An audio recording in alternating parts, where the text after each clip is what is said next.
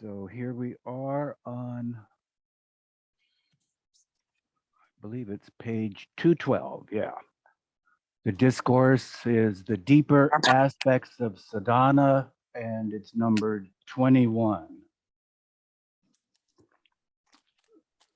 Sadhana does not, or sadhana does not consist of the application of rigid laws. What is it? What is it? Is there a definition? Sadhana. In life, there is no uniformity.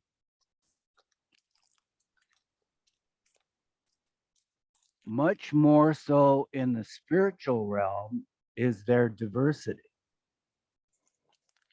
Much more so in the spiritual realm is there diversity. The sadhana for a particular aspirant has relation to his sanskaras and temperament, and may be peculiar to himself. However, since the goal is the same for all, the differences with regard to sadhana are not of importance, and the deeper aspects of sadhana are the same for all. Sadhana in the spiritual realm is essentially different from sadhana in the material realm because the spiritual end is different from the material end. The end sought in the material realm belongs to time. In the spiritual realm, the end transcends time. Therefore, in the material realm, sadhana is directed towards that which is yet to be.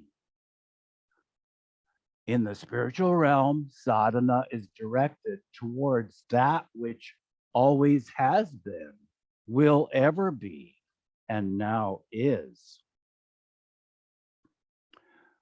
The end in spiritual sadhana.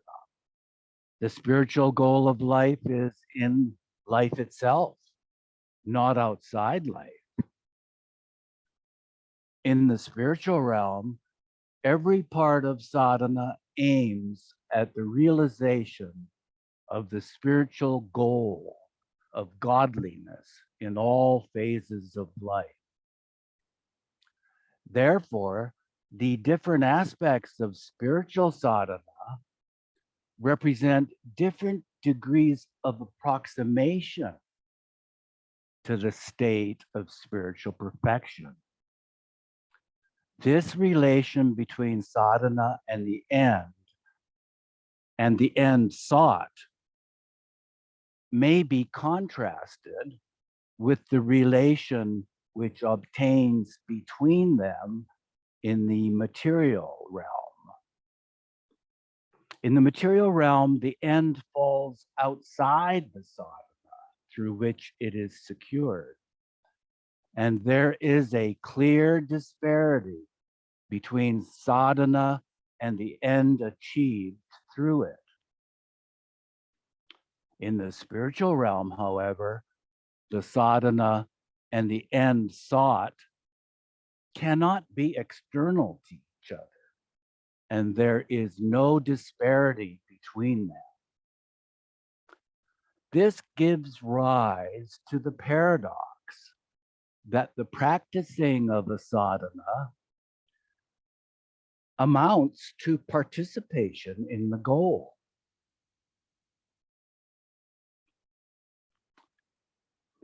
Sadhana through knowledge, action, and love. Can't someone say a simple definition of sadhana? Because it's work. Yeah. Sadhana is work for a goal or practices for a goal. In its deeper aspects, spiritual sadhana consists in treading one. Oh, here we have it. The path of knowledge. Dhyana Marga. 2, the path of action, Karma Marga. And 3, the path of love or devotion, Bhakti Marga.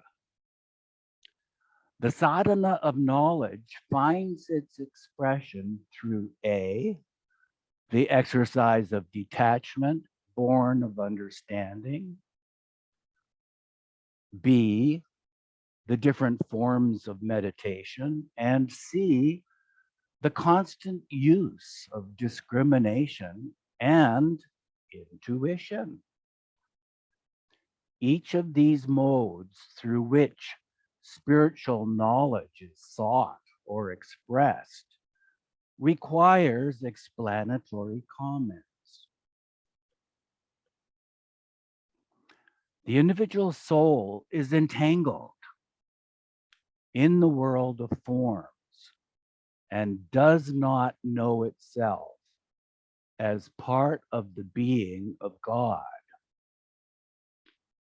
This ignorance constitutes the bondage of the soul, from which spiritual sadhana aims at securing emancipation. Renunciation of the things of this world is therefore often counted among the sadhanas that lead to liberation. But though such renunciation may have value, it is not necessary.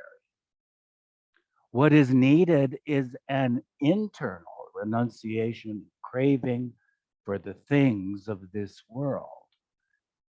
It matters little whether the soul has or has not externally renounced the things of this world when it has internally disentangled itself from the illusory world of forms and prepared itself for the state of mukti. Detachment is an important part of the sadhana of knowledge. Meditation is another means through which spiritual knowledge is sought. Meditation has been explained in earlier chapters. Marvin, could you unmute?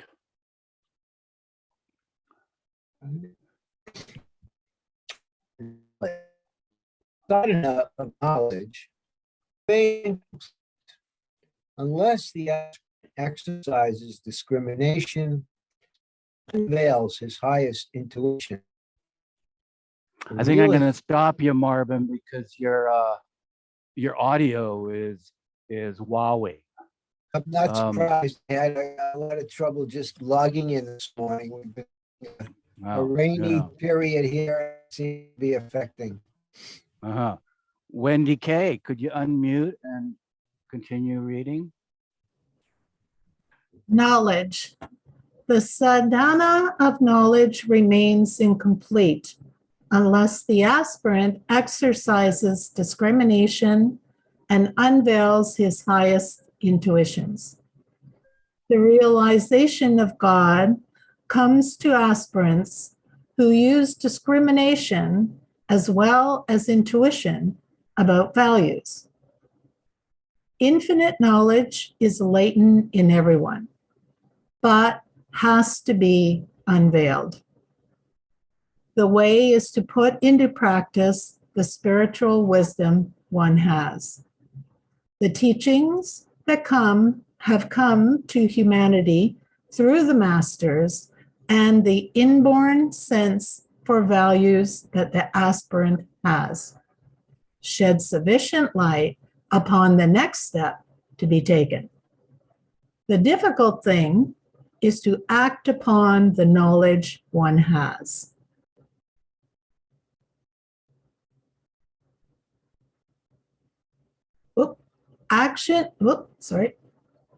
Action, if sadhana of knowledge is to be fruitful, it must at each step be implemented by action. Everyday life has to be guided by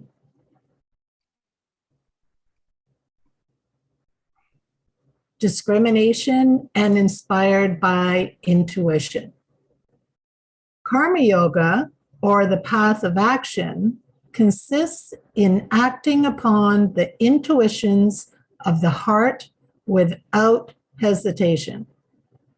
In sadhana, what counts is practice, not theory.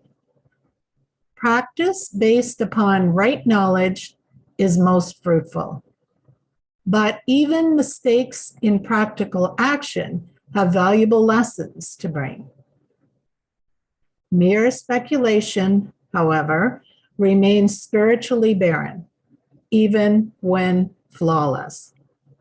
Thus, a person who is not very learned, but who sincerely takes the name of God and does his duties wholeheartedly may be much nearer to God than one who knows the metaphysics, but does not allow his knowledge to change his life.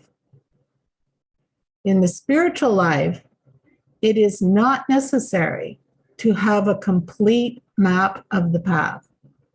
On the contrary, insistence upon complete knowledge may hinder rather than help.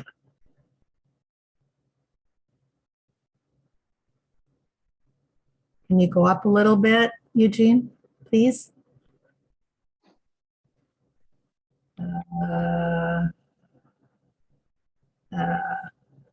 Thank you.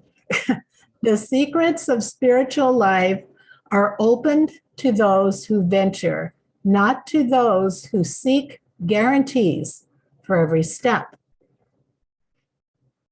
Fulfillment of the sadhana of karma yoga requires that action should spring from the perception of the truth.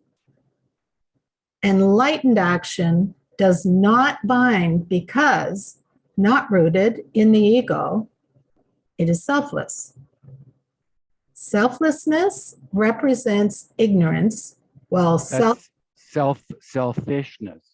Thank you. Sorry. Selfishness represents ignorance, while selflessness is a reflection of the truth.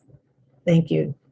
And the justification for the life of selfless service is to be found in the intrinsic worth of such life, not in the advantages it brings. The paradox of selfless action is that it brings to the aspirant, much more than could come from mere selfishness. Selfishness leads to a narrow life and confirms the false idea of a limited and separate existence. But selfless action contributes towards the dissipation of the illusion of separateness and proves to be the gateway to the unlimited life. What one has lost and what one desires to have may never come. But if one parts with anything in the spirit of an offering to God, it has already come back. Such is the sadhana or karma yoga. Love. Sadhana of karma yoga. Karma yoga. So I continue or no? Yep. Love. Please. Even more important than the sadhana of knowledge or action is bhakti or love. Love is its own reason for being. It is complete in itself. The greatest of saints have been content with their love for God, desiring no more. Love is not love if based upon any expectation. In the intensity of divine love, the lover becomes one with the beloved. There is no sadhana greater than love. There is no law higher than love. And there is no goal beyond love. God and love are identical. And one who has divine love has received God.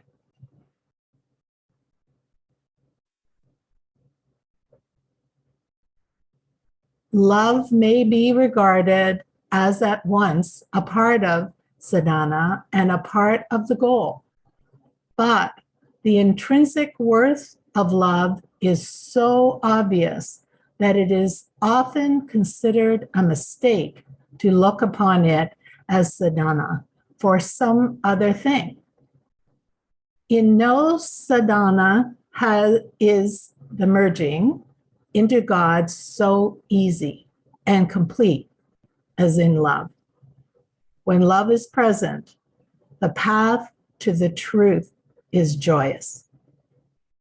As a rule, sadhana involves effort, maybe even desperate effort, but in love, all is spontaneous.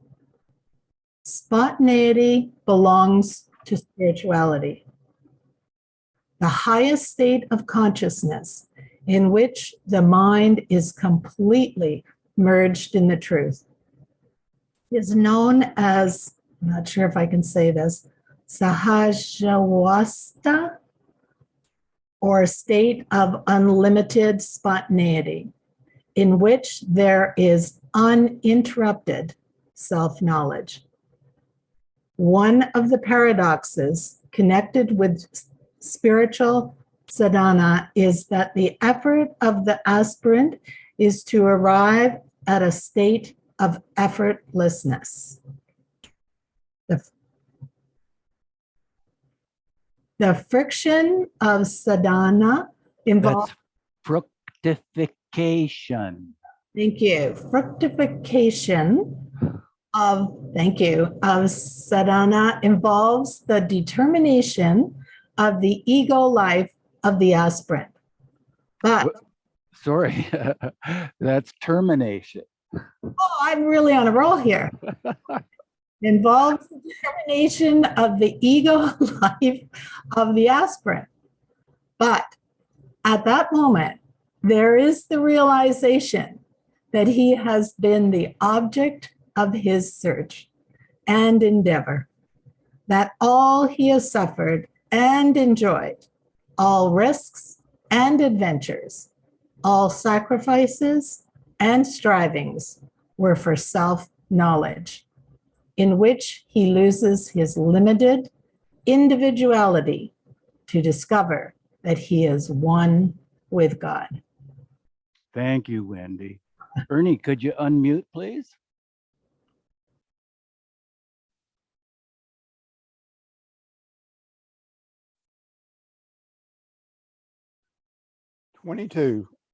Perfection.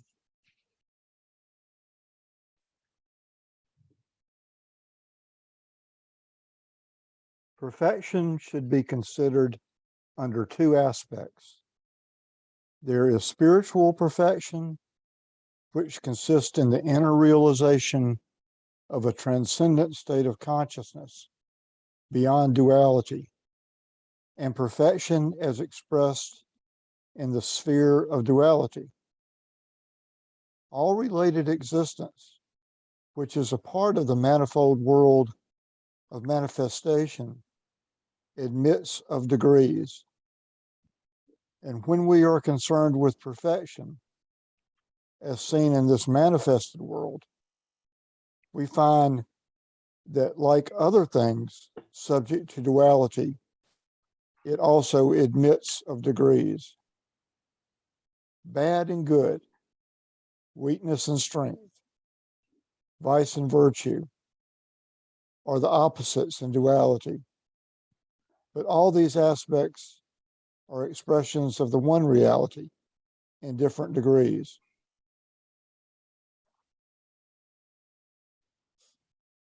Thus, evil is good in its lowest degree. Weakness is strength in its lowest degree. and vice is virtue at its lowest level. Evil is the minimum of good, weakness the minimum of strength, and vice the minimum of virtue. All aspects of duality have a minimum and a maximum, and all the other intervening degrees. And perfection is no exception. The whole range of humanity is included in the two extremes of perfection and imperfection. And both perfection and imperfection are essentially matters of comparison, contrast, and relative existence. So perfection in the sphere of duality is relative perfection only.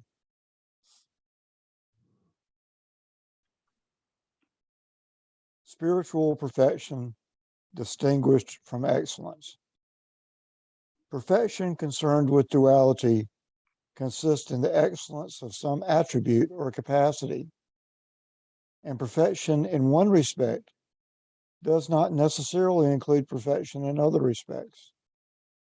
For example, a man who is perfect in science may not be perfect in singing, or a man who is perfect in singing may not be perfect in science.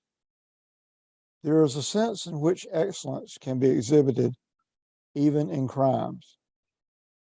When a murder is committed in such a manner as not to leave a single clue, it is called a perfect crime. So even in crimes, there is a sort of perfection.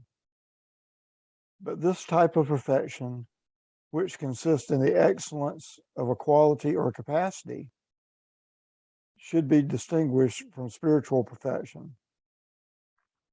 The different types of excellence characteristic of duality are all within the scope of the intellect.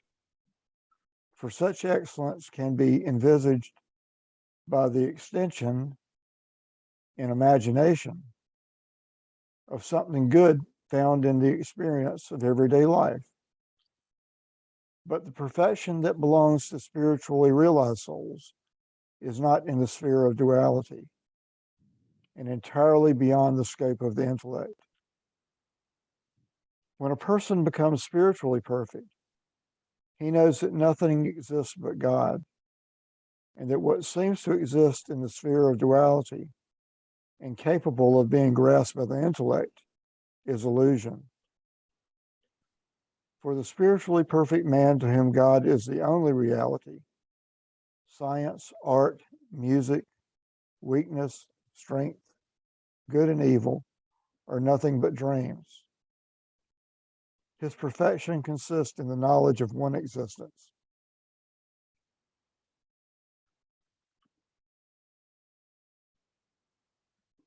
All forms of excellence latent in spiritual perfection. When a spiritually perfect soul wants to use his knowledge and powers, it is always for the spiritual upliftment of other souls. His knowledge of others is not based upon what they say about themselves, for he knows directly their minds and is not dependent upon the expression of their thoughts. For him, words are unnecessary. If he wants to know something before it is manifested, he can do so, but only when it is necessary for spiritual reasons. In the same way, if he wants excellence in any other matter, he can have it without difficulty. All excellences are latent in spiritual perfection. Krishna was spiritually perfect. He was also perfect in everything. Possessed of perfection, it was not necessary for him to exhibit it.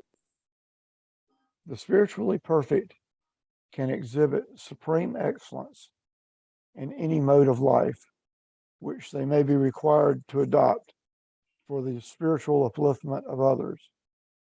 But they do not attempt to show themselves to be perfect in that respect. Excellence is used by them only when there is a spiritual need for it, not merely to satisfy curiosity, and only with utter detachment. Just as a person who wears gloves may touch dirt without getting soiled, a spiritually perfect soul can be engaged in activity without being bound by it.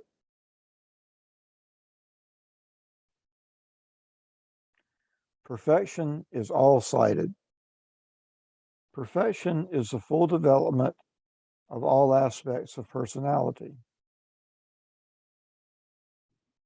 Perfection in one respect only is not perfection, only an incapacity to adjust oneself to the vicissitudes of life. A person who possesses it cannot maintain equilibrium of mind. If he is in an environment which gives scope for the faculty he has developed, he is happy and enjoys a sense of harmony with the world. But in a hostile environment in which his faculty does not fit, he has a sense of failure.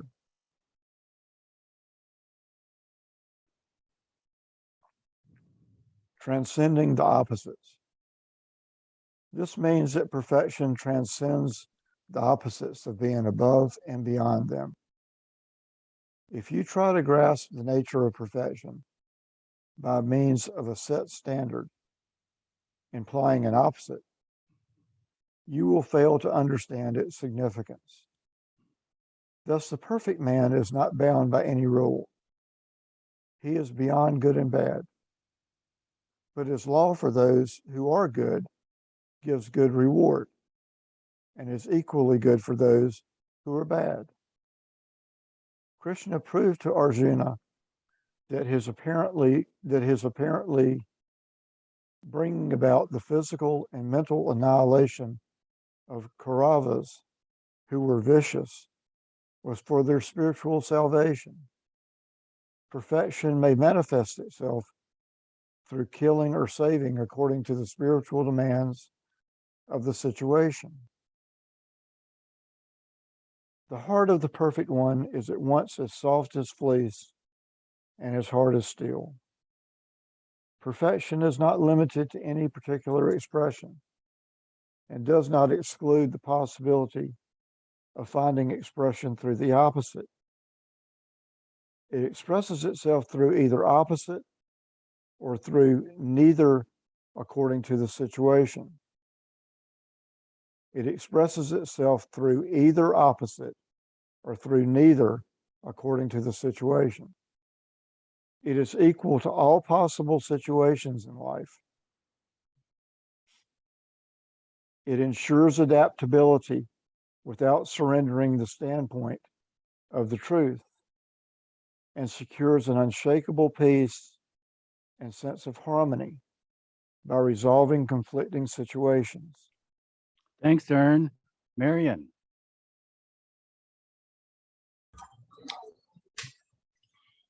Human activities are limited by the opposites, but it should not be imagined that perfection has no human element. Human beings are unhappy. They laugh to convince themselves and others otherwise. And the perfect man, who is eternally happy, is not without a sense of humor. Perfection does not consist in being inhuman, but in being superhuman. It is the full development of that rationality which is implicit in humanity. Perfection in man becoming God, or God becoming man. Perfection does not belong to God as God, nor does it belong to man as man. We get perfection when man becomes God, or God becomes man. The finite being who is conscious of the finite is short of perfection, but conscious of being one with the infinite, he is perfect. That happens when man gives up the illusion of being finite and attains godhood by realizing his divinity.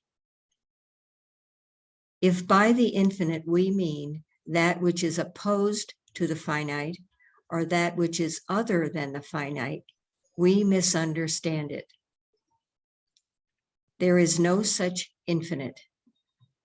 The infinite discovers its unlimited life in and through the finite without being limited. God's perfection is revealed when he manifests himself as man. The conscious descent of God into the limited form of man is known as avatar. This is an example of perfection. Thus, we have perfection when the finite transcends its limits and realizes its infinity, or when the infinite becomes man. In both, the finite and the infinite are not outside each other. When there is a conscious unity of the finite and the infinite, there is perfection. Then we have the infinite revealing itself through the finite without becoming limited. And we have the finite transcending its sense of limitation in the full revelation of the infinite.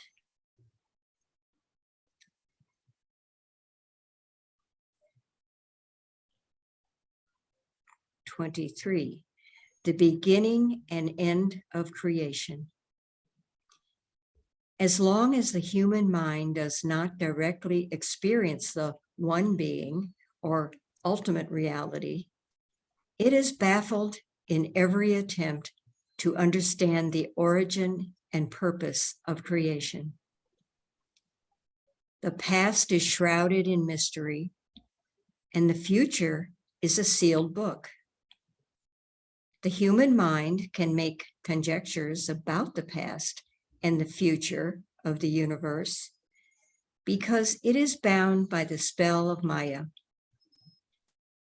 But it can neither arrive at final knowledge on these points, nor can it remain content with ignorance about them. Whence and whither are the everlasting questions that express the divine restlessness of the human mind. The mind cannot reconcile itself with infinite regress in its search for the origin of the world, nor can it reconcile itself with endless change without a goal.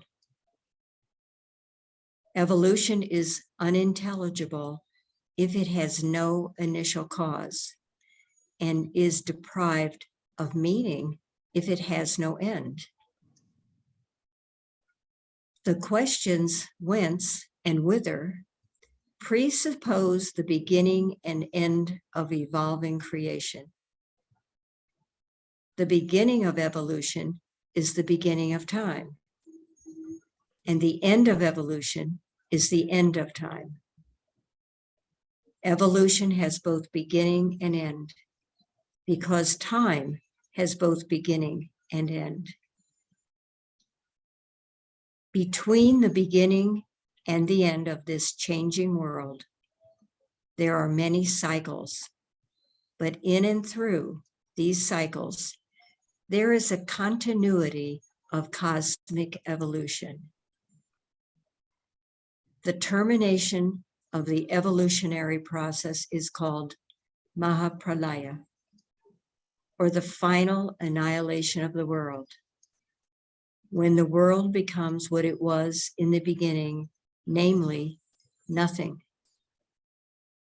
The Mahapralaya of the world may be compared with the sleep of a man.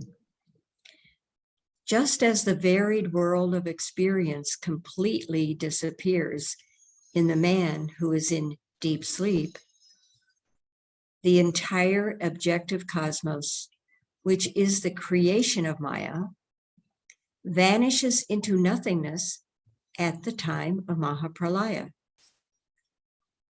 It is as if the universe had never existed. Even during the evolutionary period, the universe is nothing but imagination. There is only one indivisible reality without beginning or end.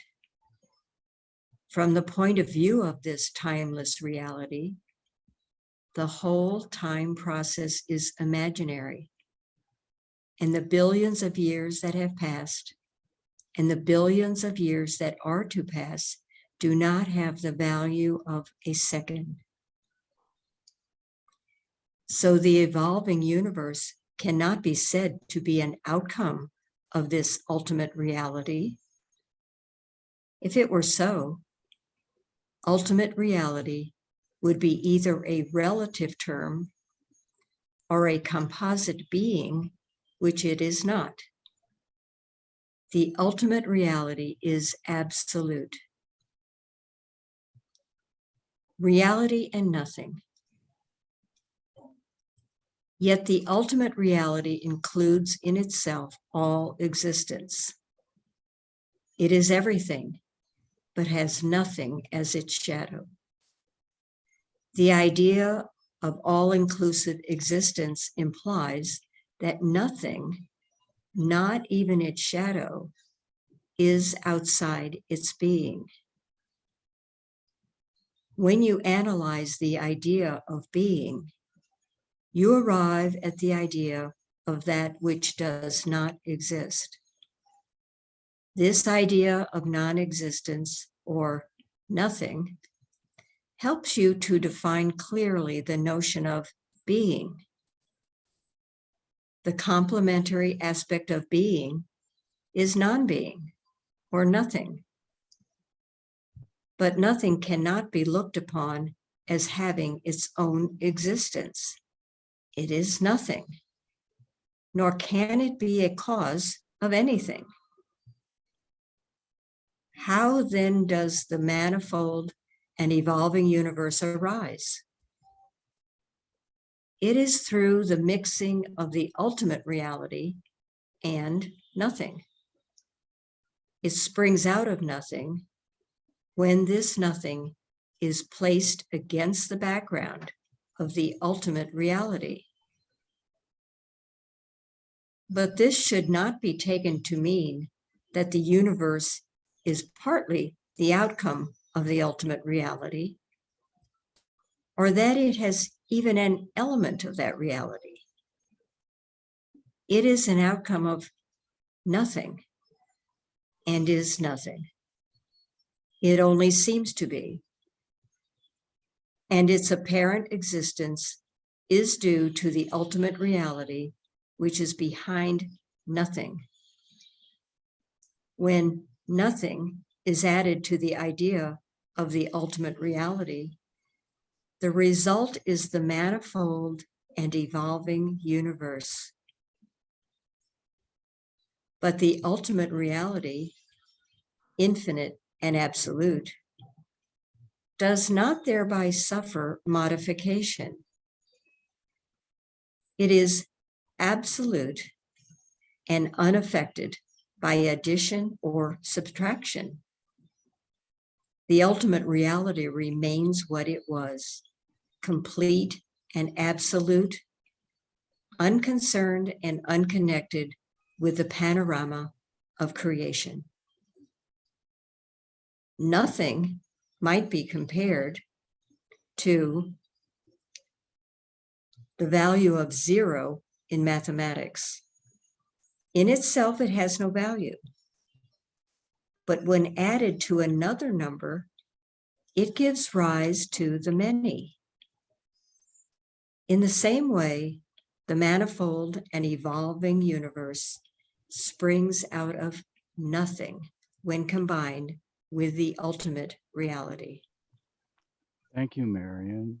And Elizabeth.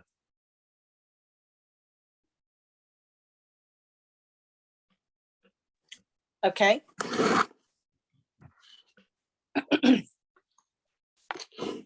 The imagined division between the self and its environment. The entire evolutionary process is within the domain of imagination.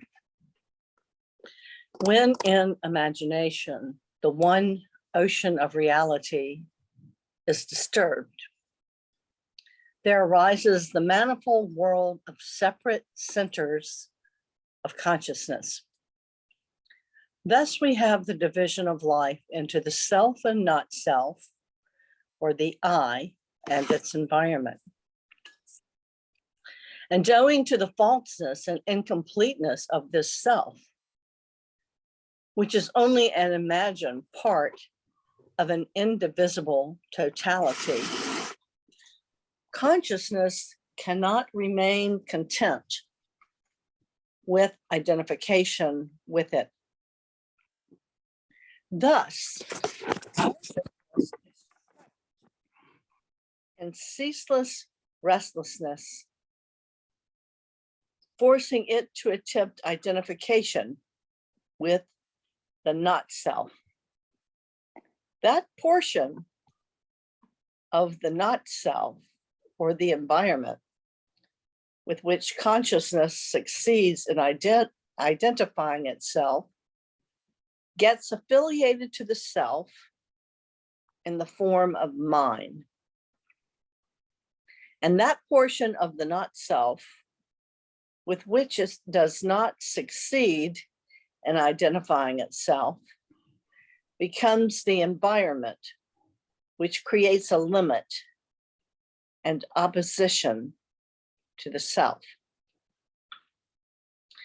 Thus, consciousness arrives not at the termination of its limiting duality, but at its transformation.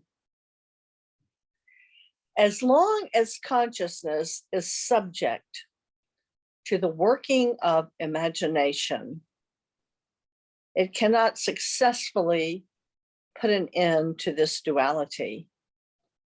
And all the attempts which it makes for the assimilation of the not self, or the environment, result merely in the replacement of the initial duality by other novel forms of the same duality. The acceptance and the rejection of certain portions of the environment respectively express themselves as wanting and not wanting, thus giving rise to the opposites of pleasure and pain, good and evil, etc.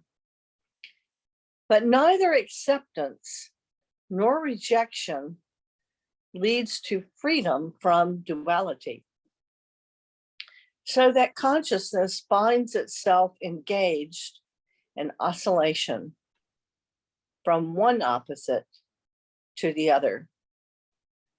The entire process of the evolution of the individual is characterized by this oscillation between the opposites. Beyond the opposites, like the shuttle of the weaver's loom, the human mind moves within two extremes, developing the warp and the woof of the cloth of experience. The development of the psychic life is best represented not as a straight line, but as a zigzag course. The opposites of experience are like two banks of a river. Were there to be no banks to a river, the water would disperse, making it impossible for the river to reach its destination. In the same way, the life force would dissipate itself were it not for being confined between the opposites. But these banks of the river of life are not two parallel lines. They are two converging lines which meet at the point of liberation.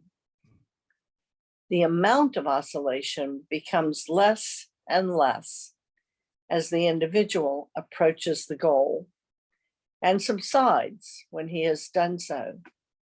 It is like the movement of a doll, which has its center of gravity at the base, with the result that it has a tendency to become steady in a sitting posture. But if shaken, it swings from side to side for some time, each movement covering a shorter span, so that in the end, the doll becomes stationary. In cosmic evolution, the subsiding of the alternation between opposites means Mahapralaya, and in spiritual evolution of the individual, liberation. Planes of consciousness. The step from duality to non-duality is not a matter of difference in degree. As the two are qualitatively different, the difference between them is infinite. The former is a not God state, and the latter is the God state. This infinite difference constitutes the abyss between the sixth plane of consciousness and the seventh. The lower six planes of consciousness are separated from each other by a kind of a valley or distance.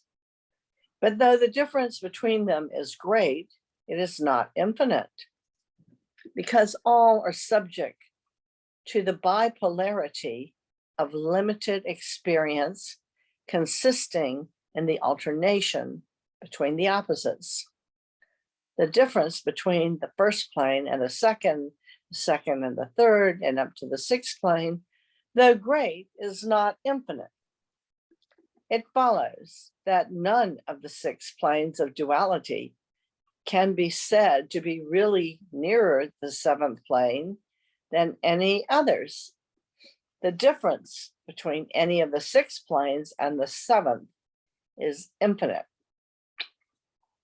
The progress through the six planes is a progress in imagination, but the realization of the seventh plane is the cessation of imagination and the awakening of the individual into truth consciousness. The illusory progress through the six planes cannot, however, be avoided. Imagination has to be completely exhausted before the truth can be realized. When a disciple has a master, he has to cross all the six planes. The master may take his disciple through the planes, either with open eyes or under a veil. If the disciple is taken under cover, not conscious of the planes he is crossing, the desires persist until the sixth plane. But if he is taken with open eyes, conscious of the planes, no desires are left after the fifth plane. The master often chooses to take his disciples undercover, for they are likely to be more actively useful for his work if taken blindfolded than if taken with open eyes. Thank you, Elizabeth. Rosalie, could you unmute? The crossing of the planes is throughout characterized by the unwinding of samskaras.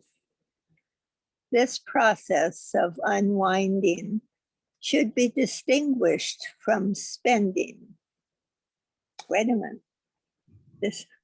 I repeat it. This process of unwinding should be distinguished from spending.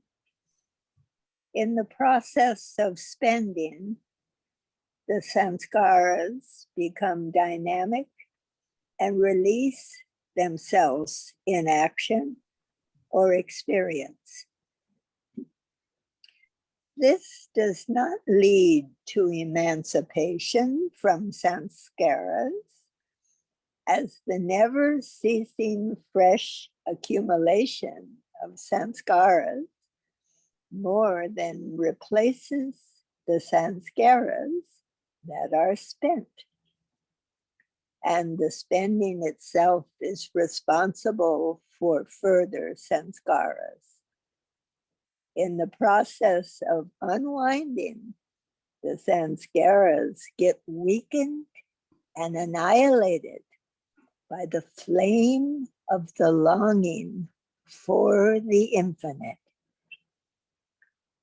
Longing for the infinite may be the cause of much spiritual suffering.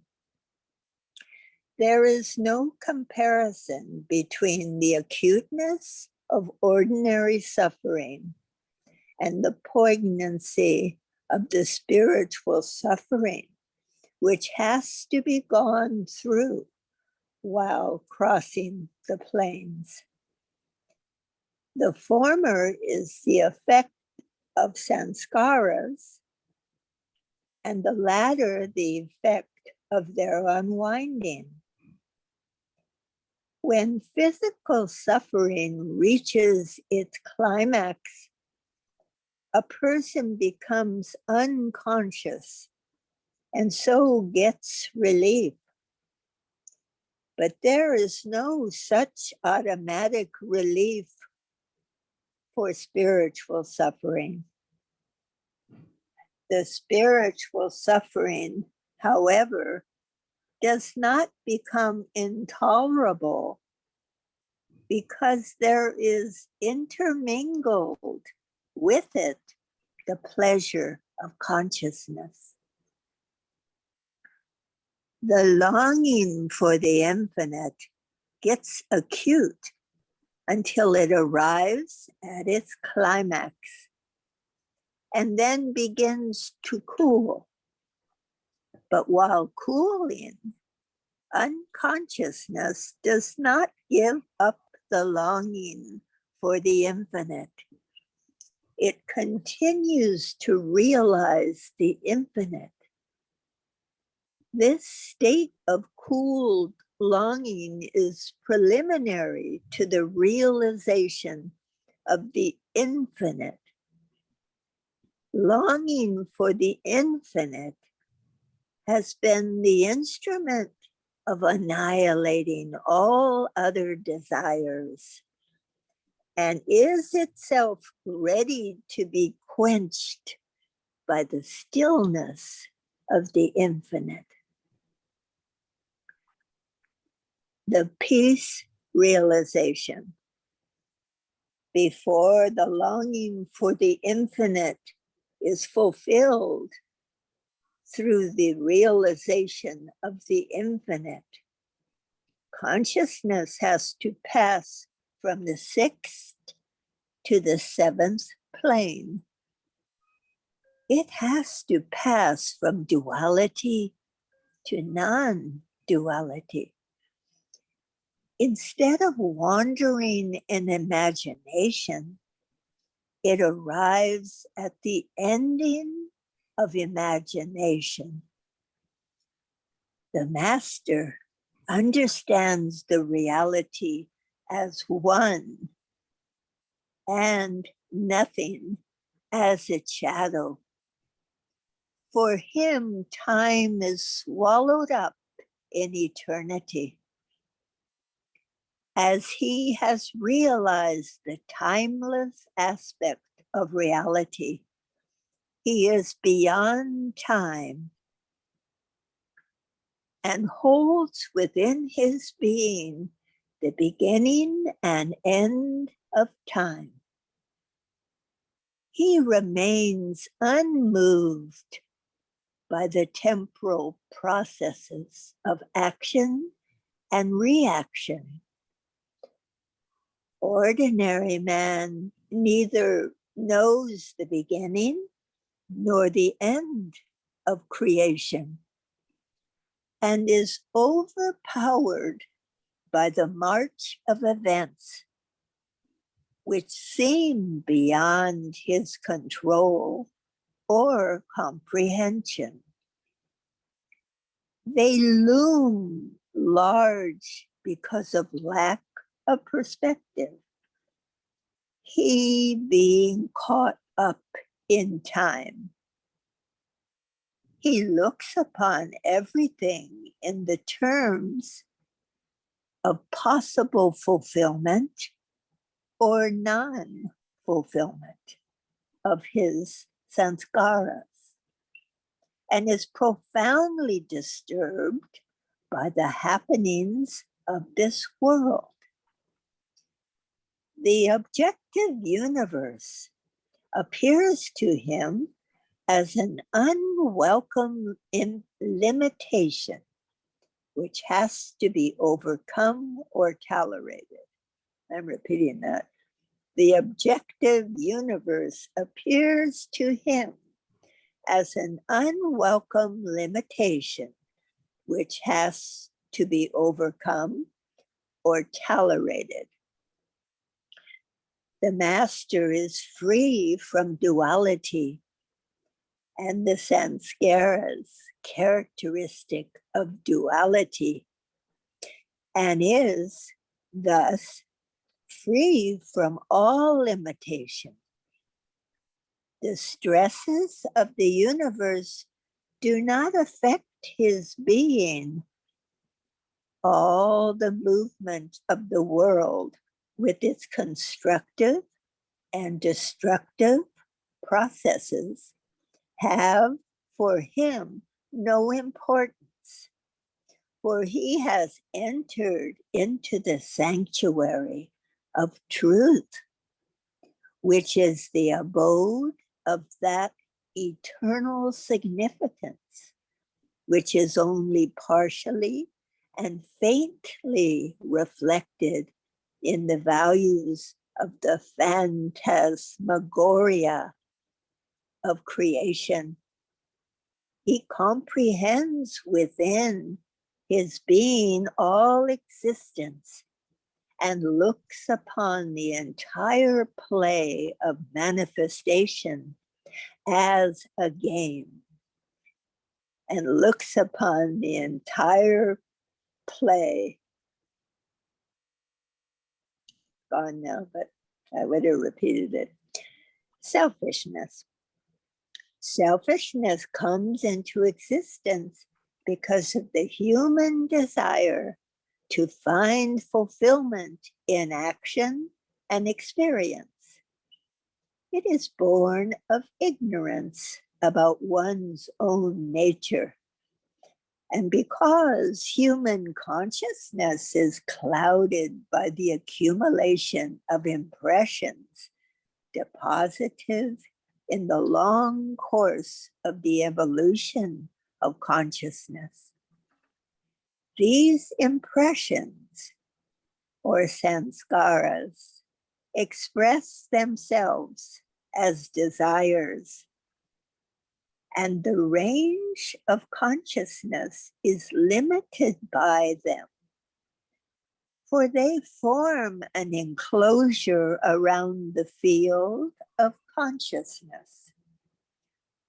Within the circle of sanskaras is the area within which the individual consciousness is focused. Some desires are latent, but others translate themselves into action. The capacity of a desire to find expression in conduct depends upon the intensity and the amount of the sanskaras. To use a geometrical metaphor, when a desire passes into action, it traverses a distance that is equal to the radius of a circle describing the boundary of the sanskaras connected with it. Thanks, Ro. Marvin, should we check your We your can service try, but now? I'm not too confident right now. Yeah, you are. You're still your audio is wowing. So we'll just go to here I need a then. new. I think I need a new computer. I think this computer is damaged by spikes here. Uh-huh. Yeah. So we're 2 paragraphs into the discourse on selfishness on page 226 for next time.